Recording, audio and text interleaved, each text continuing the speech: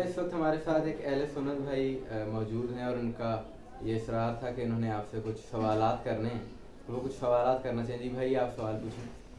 जी गिबला, मेरा आपसे इख्तलाफात राय तो नहीं है, जी जी। लेकिन एज ए नॉलेज मैं आपसे एक सवाल करना चाहता हूँ। ये जो आप कलमा में ये अहले तशरीफ़ भाई कलमे में यूज़ करते हैं अलीउन वलीउल्लाह, तो काफ़ी ज़्यादा ये इख्तलाफ किया जाता है कि ये अहले तशरीफ़ ने इजाफे के तौर पर ये यूज़ करते हैं, तो इसके बारे में आप कुछ। माशाल्लाह। बिस्मिल्लाहिर्रहमानिर्रहीम। पहली बात तो ये है कि क़िबला सैयद मदद शमसी साहब बड़े वाजिब एहतराम हैं, तो इनकी मुलाकात के लिए हाज़िर खिदमत हुआ था। अच्छी बात है, ऐसी होनी चाहिए महफ़िल। पहली बात तो यह है बेटा कि साइल का सवाल करने वाले से एक रूहानी रिश्ता होता है और हमें कभी भी किसी से नफ़रत नहीं करनी चाहिए ये कह कर के आप मुझसे क्यों पूछ रहे हैं, आपने बहुत अच्छा पूछा। तो मैं ये समझता हूँ कि और भी मुसलमान भाई इससे इस्तिफ़ादा हासिल कर लें। इस आपके सवाल के जवाब की पहला मरला ये है कि हमें बिदअत लफ्ज़ को समझना पड़ेगा। इस्लाम में बिदअत किसे कहते हैं? एक बिदअत हुस्ना भी होती है, वो चीज़ जो जानबूझकर नबी पाक सल्लल्लाहु अलैहि वसल्लम के बाद दीन में शामिल की जाए, उसे बिदअत कहते हैं। जो चीज़ अपनी तरफ से अच्छी समझ कर भी शामिल की जाए, उसे बिदअत हुस्ना कहते हैं। हर वो चीज़ जो कुरान हदीस रसूल सल्लल्लाहु अलैहि वसल्लम से या सीरत रसूल से, अमल रसूल से साबित ना हो, वही चीज़ बिदअत है। अलीयुन वलीउल्लाह, इसका सबसे पहली बात तो ये है कि लफ्ज़ अलीयुन वलीउल्लाह, ये जो सतर है, ये ख़ुद जो है बज़ाते ख़ुद ये ख़त्म नबुव्वत की एक दलील है। यानी जब हम मोहम्मद रसूलुल्लाह के फ़ौरन बाद अलीयुन वलीउल्लाह का इकरार करते हैं, तो इसका मतलब ये हुआ कि अब क़यामत तक कोई नबी नहीं आएगा। आप सल्लल्लाहु अलैहि वसल्लम पे नबुव्वत का दरवाज़ा बंद हो गया, लेकिन हिदायत का दरवाज़ा बंद नहीं हुआ। हिदायत को ता क़यामत चलना है। उस हिदायत के कायम के लिए अल्लाह ने विलायत का इंतखाब किया। अब इसका कुरानी सबूत अगर हम देखें तो सूरह राद है, 13वां सिपारा कुरान मजीद का, शाह साहब उसकी आखिरी आयत है। ये हमको मनाजराना गुफ्तगू मोहब्बत भरी गुफ्तगू कर रहे हैं, सारे दोस्त बैठे हुए हैं कि कुल कफ़ा बिल्लाहि शहीदम बैनी व बैनकुम व मन इंदाहु इल्मुल किताब। हबीब, तेरी गवाही के लिए एक अल्लाह काफ़ी है और एक वो काफ़ी है जो कुल्ले किताब का आलिम है। तो यहाँ उलमाए इकराम ने, मुफस्सरीन ने बहुत सिर्फ तशय्युअ के अलावा अहले सुन्नत के अजीम उलमा ने भी यहाँ कुल्ले किताब से मुराद जनाब अली अलैहिस्सलाम को करार दिया। अब गवाहियाँ 3 हैं, 2 नहीं हैं। अल्लाह के 2 गवाह हैं, नबी और जनाब अली अलैहिस्सलाम। ख़त्म नबूवत के 2 गवाह हैं, अल्लाह और जनाब अली अलैहिस्सलाम। इसी तरह मौला अली अलैहिस्सलाम की विलायत के 2 गवाह हैं, एक अल्लाह और एक नबी। फिर सूरह मायदा है कुरान मजीद का 5वां पारा, उसमें इरशाद खुदावंदी आयत नंबर 55 है।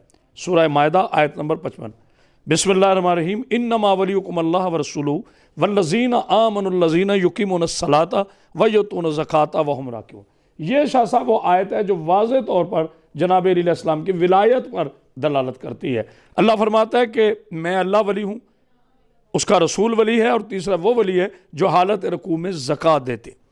इसे बहुत से मुहद्दिसीन ने, मुफस्सरीन ने, उलमाए अहले सुन्नत ने, इवन के उलमाए अहले देवबंद ने, उलमाए अहले हदीस ने भी अपनी किताबों में लिखा कि हालत रकू में ज़कात जनाब अली अलैहिस्सलाम ने दी। तो कुरान की इस आयत के मुताबिक तीसरी विलायत जो है वो जनाब अली अलैहिस्सलाम की। तो विलायत अली कुरान से साबित है। फिर नबी करीम सल्लल्लाहु अलैहि वसल्लम की बहुत सी अहादीस मुबारक जैसे सही बुखारी में है कि या अली अंत मिन्नी व मिनका बिमंज़िलति हारून मिन मूसा, अली तू मुझसे है, मैं तुझसे हूँ, और तेरी हैसियत मुझसे वो है जो हारून की मूसा से दी। और फिर हम शाह साहब देखते हैं गदीर के मैदान में जहाँ दीन मुकम्मल होने पर आखिरी आयत आई, तो उससे जो पहली आयत है, या अय्युहर रसूल बल्लिग मा उनज़िला इलैका मिन रब्बिक व इन लम तफ़अल फमा बल्लग़्त रिसालतहु वल्लाहु यअसिमुका मिनन नास। हबीब कर दें ये ऐलान, ये फिर आयत है, मेरे हबीब कर दें ये ऐलान। अगर ये ऐलान ना हुआ तो कार रिसालत का कारनामा हाय ख़त्म नबूवत मुकम्मल नहीं होगा। आप सल्लल्लाहु अलैहि वसल्लम ने सहाबा कराम की मौजूदगी में जनाब अली अलैहिस्सलाम का हाथ बुलंद किया और फरमाया मन कुन्तु मौलाहु फ़हाज़ा अलीयुन मौला। मेरा चैलेंज है आलम इंसानियत को, कोई मुझे दिखा दे जो इस हदीस को रद्द करे, या जो मैंने आयात कुरानी पढ़ी हैं इसका कोई रद्द। आयत का रद्द आयत हो सकती है, हदीस नहीं। हदीस का बहुत बड़ा मुकाम है मेरे आका मोहम्मद मुस्तफ़ा सल्लल्लाहु अलैहि वसल्लम की पाकीज़ा ज़ुबान से निकलने वाली। कभी कोई हदीस को गलत कहे तो मैं उसको मानता ही नहीं। लेकिन तकरीब कारी ये हुई, इस्लाम में जो एक डेंजरस रोल अदा किया वो उन मुनाफिकीन ने किया कि जो अपनी बात को नबी पर मंसूब कर दिया जाता है, इसको ले कहते हैं कि ये ज़ईफ़ हदीस है या रावी मजहूल है। इसी तरह विलायत अली अलैहिस्सलाम कुरान की आयात से भी साबित है और शाह साहब अहादीस नबवी सल्लल्लाहु अलैहि वसल्लम से भी साबित है। और जितने औलिया मासबक हैं वो वली नहीं बनते जब तक जनाब अली अलैहिस्सलाम उन्हें मोहर न लगे। और कुछ पूछना चाहें? बहुत बहुत शुक्रिया। मेरा एक दूसरा सवाल भी जी, आपसे जी। ये है कि अहले तशरीफ़ भाई ये गम हुसैन मनाते हैं, जी जी। तो ये इस्लामी तारीख के हवाले से इसका कहीं पे जिक्र है तो वो ज़रा बता दें। बहुत शुक्रिया बेटा। तो पहली बात तो ये, मैं आपको अपना बेटा समझ के बता रहा हूँ, मैं कुछ शिया सुन्नी बहस नहीं कर रहा, ना मैं मसालक की बहस करता हूँ, ना मैं किसी मुसलमान भाई से नफ़रत करता हूँ, ना मैं किसी को जन्नत और दोज़ख देने का हक़ रखता हूँ। ये हक़ अल्लाह और उसके रसूल अल्लाह के पास है और कुरान मजीद में आयात करीमा वाज़ेह है। अब आते हैं मैं आपके सवाल की तरफ। देखिए बेटे, गम अल्लाह ने हमारी फितरत में शामिल कर दिए।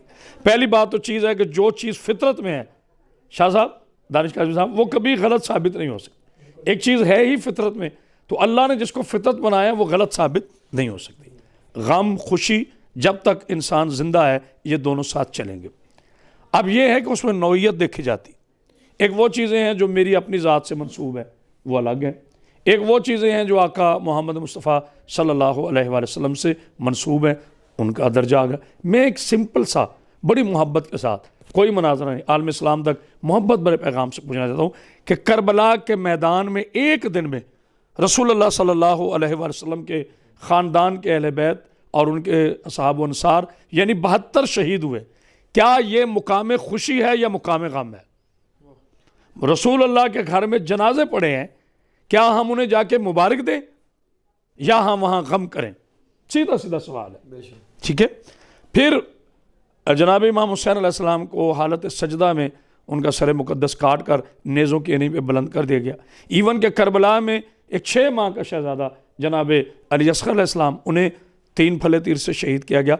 तो ये बेटा आप किताब है सीरत इब्न हिशाम, ये तारीख़ पे सबसे पुरानी किताब है, यानी कि हुज़ूर नबी करीम सल्लल्लाहु अलैहि वसल्लम से करीबन 150 ईयर्स बाद ये किताब लिखी गई। तो ज़ाहिर है वो एक 150 साल का गैप है कि जनाब हमज़ा असदुल्ला जब शहीद हुए तो नबी पाक शाह जी नबी पाक सल्लल्लाहु अलैहि वसल्लम ने फरमाया, काश आज मेरे चचा का कोई मातम करने वाला होता। तो क्यों नबी ये कह रहे हैं अगर नहीं था? जनाब ख्वाजा वैसे करनी ने अपने दंदाने मुबारक शहीद कर लिए, क्या उन्हें दर्द नहीं हुआ होगा? क्या खून नहीं निकला होगा? तो आका ने कब मना किया कि ख्वाजा तुमने ये फेल सही नहीं किया? बेटे के गले पे छुरी चलाने का ज़ाहरी तौर पर कंसेप्ट क्या है, मगर शरीयत रसूल अल्लाह के हुक्म के मुताबिक रसूल अपने दौर के रसूल हैं जनाब इब्राहीम अलैहिस्सलाम, बेटे के गले पे छुरी चला रहे। एज़ियत के बाद मनसब है, कुर्बानी के बाद मनसब है। और फिर एक मैं रिवायत आप तक पहुँचाता हूँ, चूँकि दामने वक्त में गुंजाइश कम है, शाह साहब ने मुझे, मैंने भी जाना है, लेकिन आपने पूछा तो मैं फिर बता रहा हूँ। बीबी उम्मे सलमा जो कि हरम रसूल अल्लाह है, उम्मुल मोमिनीन है, आपने एक तवील उम्र पाई और करबला के वाक़े तक बीबी ज़िंदा थी 61 हिजरी पे। तो बीबी फरमाती है, ये बुखारी शरीफ में और मुस्लिम में भी है, बीबी फरमाती है मैंने ख्वाब में रसूल अल्लाह को देखा कि आपकी रीश अक़दस में खून के कतरे हैं और आपकी जुल्फ़ें बिखरी हुई हैं और आप रो रहे हैं। तो मैंने पूछा या रसूलल्लाह आप इस हालत में? तो उन्होंने फरमाया कि मैं अभी करबला से आया हूँ जहाँ मेरे बेटे को शहीद कर दिया गया। तो नवासे रसूल की शहादत पे रसूलुल्लाह गमगीन है, रसूल का कलमा पढ़ने वाला क्यों नहीं गमगीन? क्या 10 मुहर्रम को छुट्टियाँ करना, मरी में जाना, क्रिकेट खेलना, शतरंज खेलना, क्या ये जायज़ है?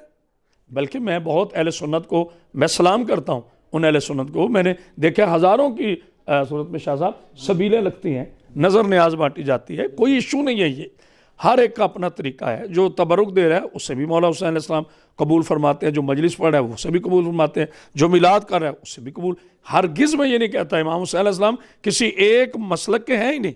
इनका नाना रहमत लिल आलमीन, इनकी वालिदा सैयदतुन निसाल आलमीन, इनका अल्लाह रब्बुल आलमीन।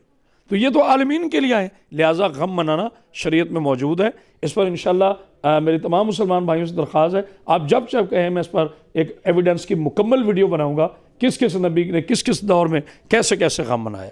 इन दुआओं के साथ कि अल्लाह ताला हमारी सही को अपनी बारगाह में कबूल फरमाए और हमारे इस बेटे को भी सलामत रखे जिन्होंने सवाल किए, और इसके सवाल के ज़रिए हमने आलम इस्लाम से बात की।